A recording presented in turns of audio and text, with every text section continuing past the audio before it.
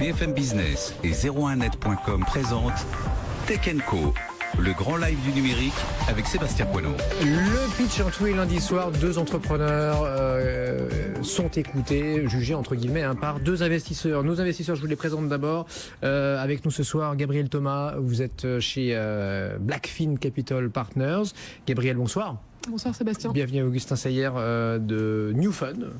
Augustin, bienvenue. Bonsoir Sébastien, merci. Vous venez régulièrement donc, tous les deux à nous voir dans le pitch de Tech Co. Donc le lundi soir, c'est en direct, c'est sans filet. Comme je le dis souvent, à la radio, à la télé, on est les seuls à proposer ça sur BFM. Avec nous, donc, première entreprise, Les Petits Prodiges. C'est ça. Tout à fait. Clémentine Granet, donc cofondatrice des Petits Prodiges, vous allez nous expliquer dans un instant ce que vous faites, ce que vous proposez, comment ça marche. Juste un truc, vous n'avez pas levé plus d'1 million d'euros. Non. Et vous ne connaissez ni New Fun ni Blackfin. Exactement. C'est parti, donc 120 secondes pour nous présenter votre start-up et après on échangera donc avec nos amis investisseurs.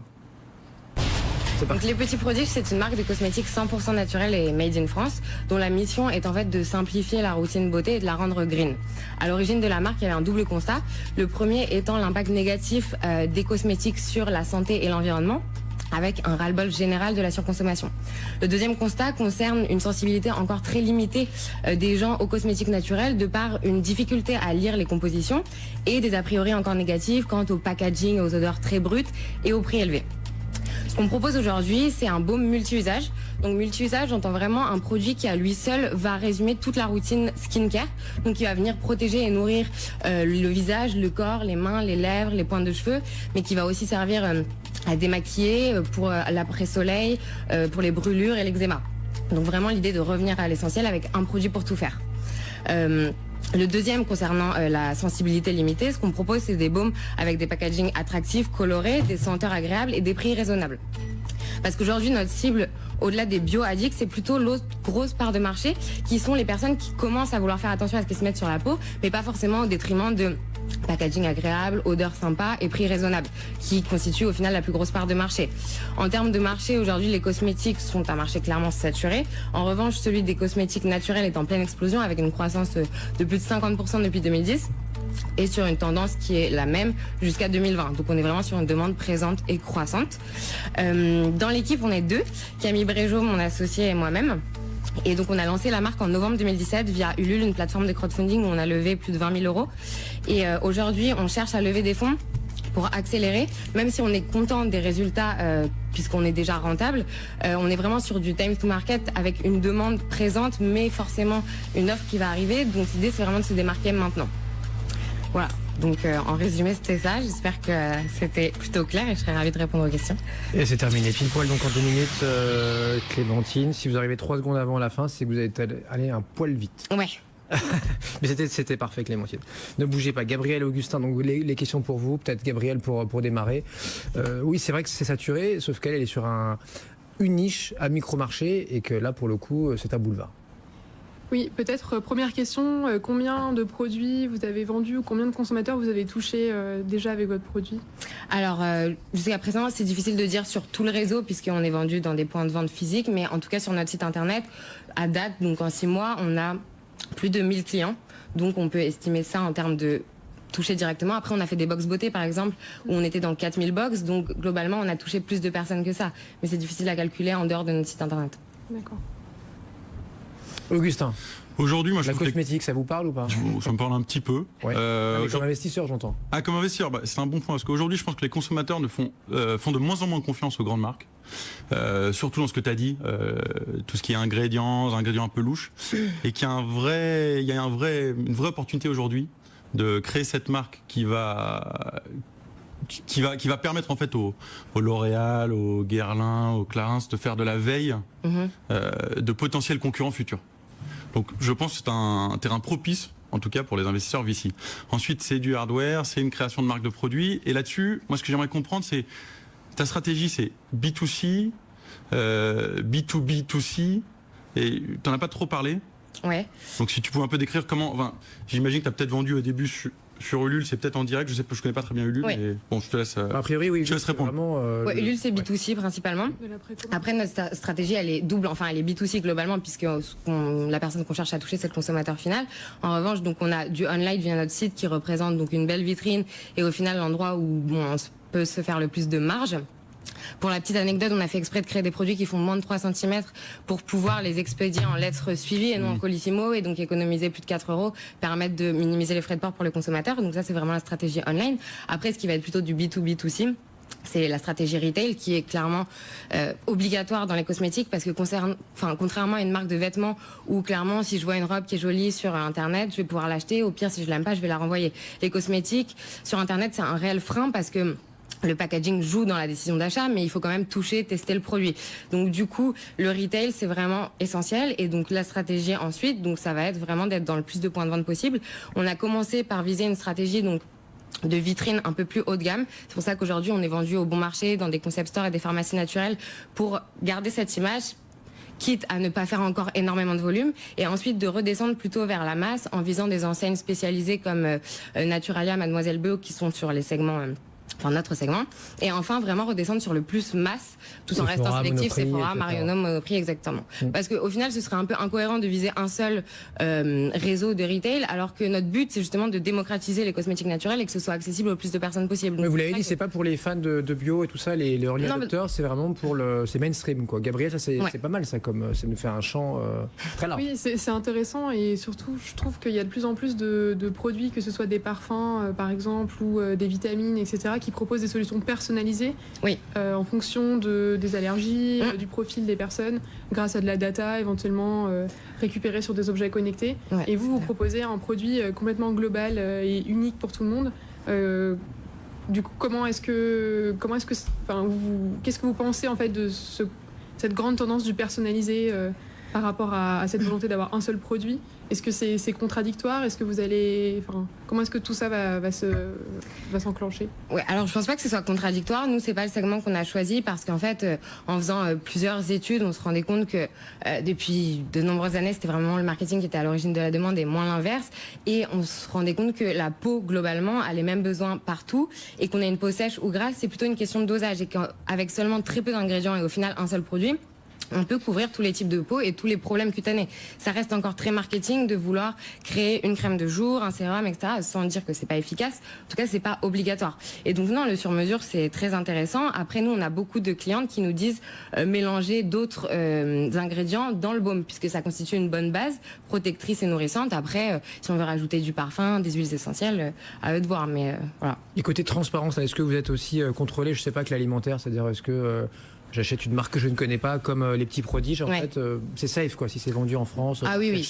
Alors déjà, tout ce qui est c'est interdit de tester sur les animaux en France. Nous, notre laboratoire est dans le sud de la France, avec qui on a développé la formule. Il y a des contrôles qui sont faits. C'est elle qui s'est occupée de tout, mais tout est testé pendant plus de 3 mois confiné. Donc tous les tests sont faits. C'est très contrôlé comme marché. Donc on peut pas sortir un produit comme ça sans avoir validé une batterie de tests. Les marques grand public, souvent, Nivea, Enco, ça se conserve X mois, parfois souvent 12, 18 mois. Donc ça veut dire, on imagine dedans conservateur. Est-ce que chez vous, c'est le cas aussi ou pas? Alors on a un conservateur, mais c'est un conservateur naturel qui est la vitamine E, qui est extraite du soja.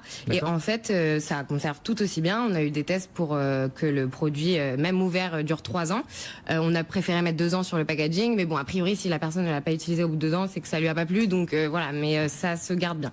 Et par rapport à ce choix des ingrédients, est-ce que vous avez des labels de consommateurs, par exemple age-free ou ces labels-là? Non, on n'en a pas. Alors après, on est éligible en tout cas au label bio, Cosmé Bio, qu'on va peut-être, on va peut-être pousser les démarches après, mais c'est un label qui est très coûteux, et on a préféré proposer un prix de vente relativement abordable pour du Made in France et du naturel que à poser le logo bio, qui est aussi très marketing aujourd'hui. Et vu que la formule ne fait que 7 ingrédients, généralement les gens, dès qu'ils retournent le produit, sont assez rassurés. Mais on n'a pas encore ces labels. C'est intéressant, donc vous remplissez le cahier des charges Cosmé Bio, mais vous, comme ça, un coup, pour l'instant, exactement, c'est pas à l'ordre du jour. Voilà. Augustin, ultime question. Ouais, dernière question investisseur. Donc là, tu lèves combien? Alors, je ne lève pas, mais j'aimerais lever. On a déterminé nos besoins à 500 000 €. D'accord. Parce que, comme je disais, aujourd'hui, on est rentable, tout se passe bien, on est satisfaite. Aujourd'hui, on est incubé par L'Oréal chez Station F, donc on a plutôt une bonne lancée. En revanche, pour accélérer et vraiment se démarquer, on a besoin de ces fonds, donc voilà, vraiment pour avancer, pour injecter dans tout ce qui est communication, vraiment monter en notoriété pour essayer de faire plus de chiffres. On aimerait beaucoup mettre une partie de ces fonds dans les box beauté par exemple, parce que c'est un énorme moyen d'inclure le produit dans la salle de bain de quelqu'un. On l'a déjà fait, on a eu des bons retours. Donc vraiment accélérer ça et ça représente un budget énorme. Donc voilà. Top. Ça s'écrit comment les petits prodiges? Alors les petits au pluriel, prodiges avec un tréma sur le haut. Pourquoi? Je l'attendais. Alors parce que en fait on est sur l'esprit. En fait notre but à long terme, c'est vraiment de développer tout un esprit, un mode de vie, revenir à l'essentiel, bien-être, un peu comme le mode de vie scandinave IG. Et donc du coup le haut tréma est tiré de cet alphabet. Et ça permettait graphiquement d'ajouter une petite touche sympa. Et enfin, mais donc on a créé une vidéo pour l'expliquer parce que c'est une des questions qui revient le plus fréquemment. Le O avec le tréma se transforme en gros en 100%, enfin le 0% d'ingrédients nocifs, etc. Donc voilà la raison. Merci beaucoup Clémentine. Tout à l'heure, donc dans un instant, autre idée, autre start-up archi bien dans l'architecture a priori. Ce sera donc la seconde start-up du soir. Vos questions, vos commentaires aussi sur le hashtag TechCo, TECHCO. On est là jusqu'à 21h30. C'est le pitch comme tous les lundis soirs.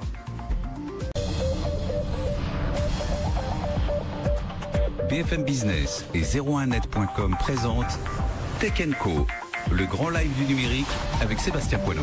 Seconde start-up de notre pitch ce soir pendant un quart d'heure. Donc 2 start-upers face à 2 investisseurs. Les VC n'ont pas bougé. Toujours Gabriel Thomas pour Blackfin Capital Partners et Augustin Saillard pour New Fun, la maison New Fun. Deuxième entreprise, je vous le disais ce soir, à pitcher en direct sur BFM Business. C'est archi bien. Son fondateur, Olivier Menard, nous rejoint. Olivier, bonsoir. Bonsoir Sébastien. Olivier, donc archi bien. Vous allez nous expliquer à quoi ça sert, à qui ça s'adresse, comment ça marche, si vous gagnez déjà un petit peu d'argent et si vous cherchez à lever des fonds, puisque vous avez face à vous ceux qui ont de l'argent, en tout cas qui collectent de l'argent auprès d'investisseurs et qui après le réinvestissent. Olivier, donc c'est parti, vous avez 2 minutes pour nous expliquer à quoi ça sert, archi bien. D'abord, merci de m'avoir invité. Donc archi bien, on permet aux chefs d'entreprise de réaliser leurs projets de construction et d'aménagement sereinement. En fait, quand on se lance dans un projet de boutique, d'usine, de restaurant, de bureau, c'est hyper compliqué, on ne sait pas vers quoi on se tourne. On a des questions d'argent, il y a des questions de délai, il y a des questions de trouver les bonnes personnes pour faire son projet. Faire appel à un architecte, c'est déjà le bon point d'entrée, mais c'est pas suffisant. Avec mon associé, on est tous les deux diplômés en architecture. Moi, je suis passé par HEC Entrepreneur. Et notre conviction, c'est que pour pouvoir bien choisir, il faut pouvoir comparer. Et on ne parle pas de comparer un devis, on ne parle pas de comparer un portfolio, on parle de comparer un projet dessiné, budgété, planifié. Et c'est ça, archi bien. Je vais vous raconter l'histoire d'un de nos clients, qui est un fromager à Paris, qui veut ouvrir une laiterie, un lieu de transformation de lait en fromage. Il trouve un super local, il veut l'aménager, il ne sait pas comment faire, il se tourne vers Archibien. Sur archibien.com, on fait son cahier des charges, on définit ce qui est possible, ce qui est vraiment une contrainte dure. On sélectionne 3 agences d'architecture, elles vont sur le local pour le rencontrer et voir ce qui se passe. Et ensuite, elles réalisent chacune une proposition dessinée avec des images, avec des plans, planifié avec un budget. Et 3 semaines plus tard, l'artisan, il reçoit ces 3 propositions. C'est un moment incroyable pour lui parce qu'il voit ce dont il est rêvé, qu'il prend envie pour la première fois, avec 3 propositions différentes. Il choisit celle qui est la plus astucieuse. On voit tout le cycle de transformation du lait depuis la rue. Et puis, l'architecte a réussi à économiser 20% de surface, ce qui permet d'augmenter la production. Et en fait, c'est ça l'intérêt d'Archibien, c'est de pouvoir choisir le bon projet et le bon architecte pour le réaliser. Comment ça fonctionne? Ça fonctionne du coup en 3 semaines, il y a 3 architectes et en fait ça coûte moins cher et c'est plus rapide que d'aller voir un seul architecte. Alors aujourd'hui on travaille dans toute la France avec 250 agences d'architecture partenaires. On a déjà réalisé plus d'une centaine de projets un petit peu partout et en fait on travaille aussi avec les particuliers aussi bien qu'avec les professionnels. Voilà, c'est pour ça que ça s'appelle l'Archibien. La plateforme donc des architectes et qui met en relation donc les clients et leurs architectes. Augustin, est-ce que ça vous parle? Ouais, ça me parle. D'ailleurs, on avait déjà reçu quelqu'un sur ce plateau qui faisait à peu près la même chose. Mais j'ai hâte d'entendre en quoi tu es différent. Ma première question, c'est est-ce qu'on considère ça de la PropTech? Alors c'est une bonne question. Il se trouve qu'au départ, on travaillait surtout sur des petits projets. Et en fait, maintenant, on se retrouve à faire des projets pour des acteurs immobiliers un petit peu importants. Là, on a livré la semaine dernière une opération où il y avait 22 logements, une autre où il y avait 8 maisons, un espèce de petit lotissement. Donc on est en train de monter en taille et donc on peut parler d'immobilier maintenant. PropTech, donc property, on est dans le domaine de quoi? De l'immobilier au sens large alors? On en entend beaucoup parler, donc j'ai essayé de comprendre si est-ce que tout ce qui est la real estate de Robert Rivaton, la PropTech maintenant, ouais. Mais on s'y perd. Bon, tant mieux. Ma vraie première question sur ton business, c'est de comprendre tout ce qui est pricing de ton côté. Ok, alors nous, on s'inspire du modèle du courtage, c'est-à-dire qu'on fait payer le client pour accéder à notre service. Ça nous permet aussi de valider que le fait que c'est un client avec un projet sérieux. On a un accompagnement qui est digital, mais qui est aussi encore un petit peu humain aujourd'hui, donc ça nous coûte de l'argent. Et ensuite, on demande à l'architecte qui va remporter la consultation de nous reverser une commission qui va servir aussi à dédommager les 2 architectes qui ne sont pas lauréats. Pour nous, c'est très important d'avoir un système vertueux là-dessus. Les architectes en France, c'est des artisans, et c'est très important qu'ils soient payés pour un travail qu'ils ont exécuté, même si, du coup, ils n'ont pas été sélectionnés pour aller plus loin. C'est-à-dire que c'est pas un devis gratuit alors?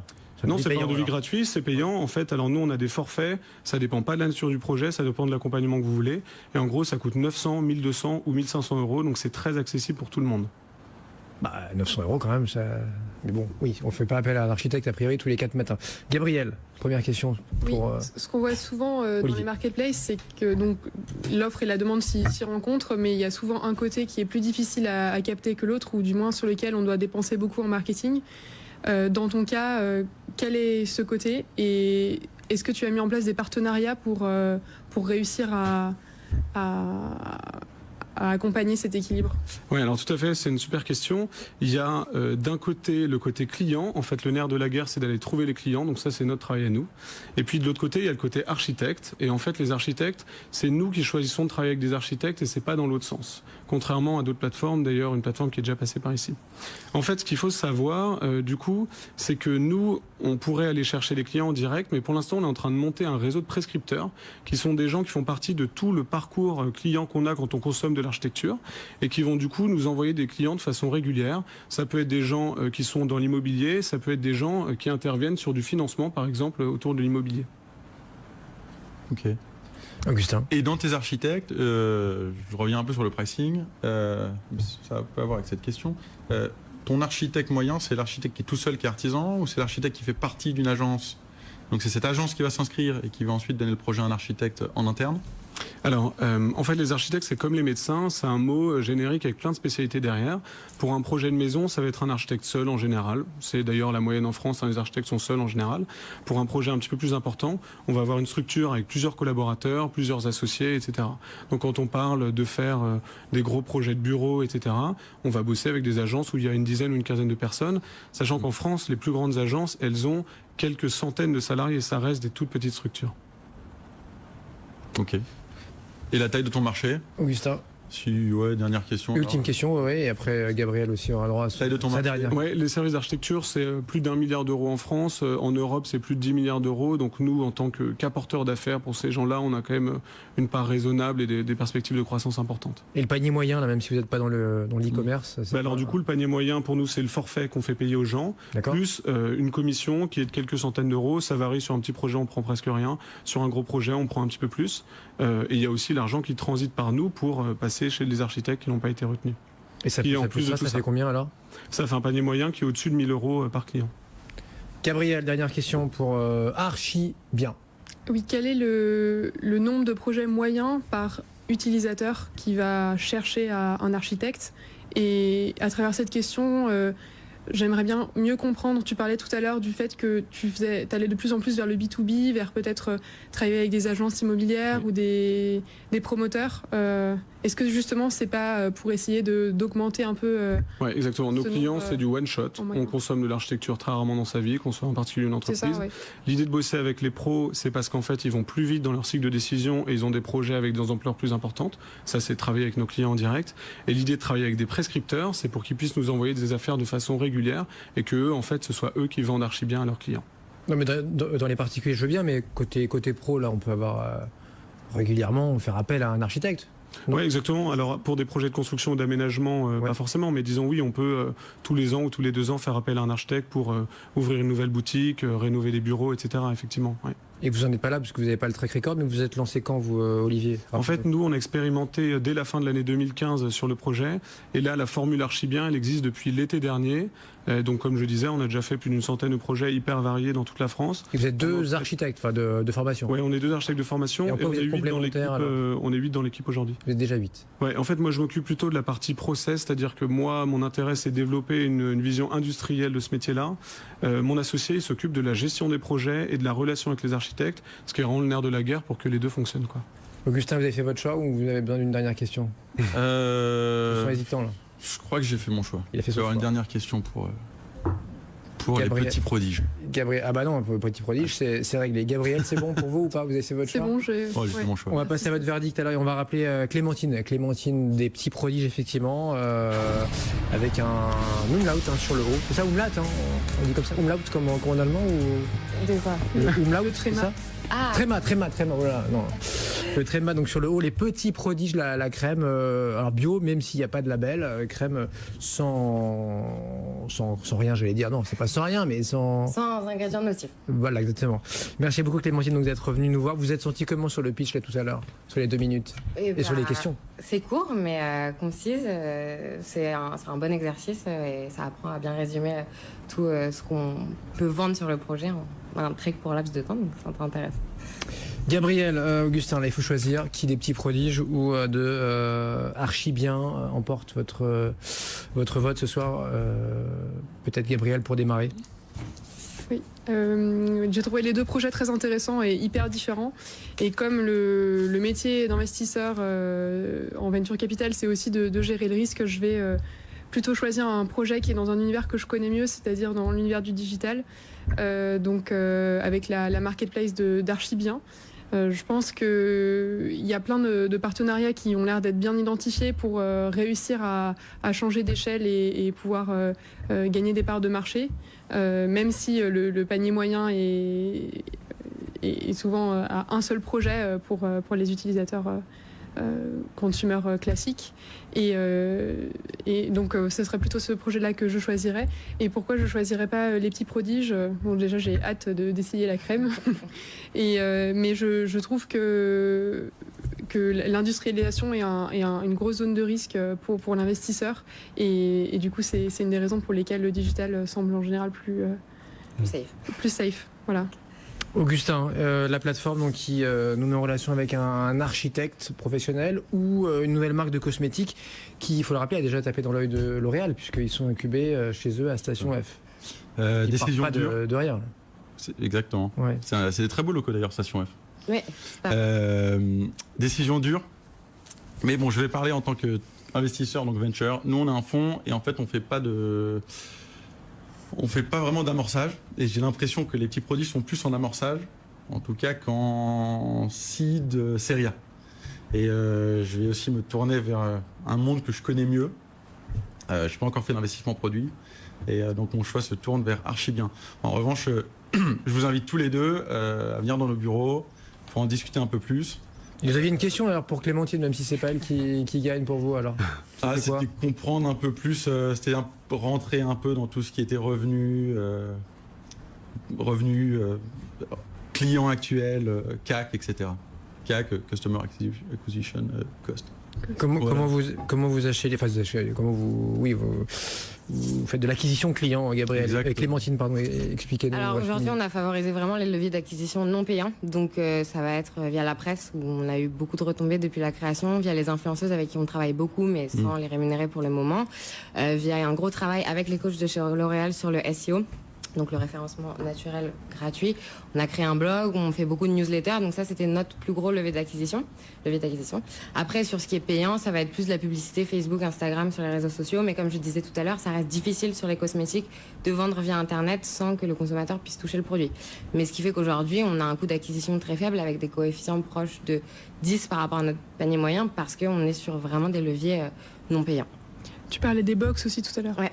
Oui, donc les box sont à inclure aussi dans le coût en effet. Et prix abordable, donc ça donne quoi, la gamme de prix, vous nous avez Alors le petit il est à 14,90 et le grand à 34,90. Après il faut vraiment voir ça comme un baume multi-usage et si le consommateur joue le jeu et remplace entre 3 et 5 produits par le produit, au final on est sur un format très économique et pratique à emporter.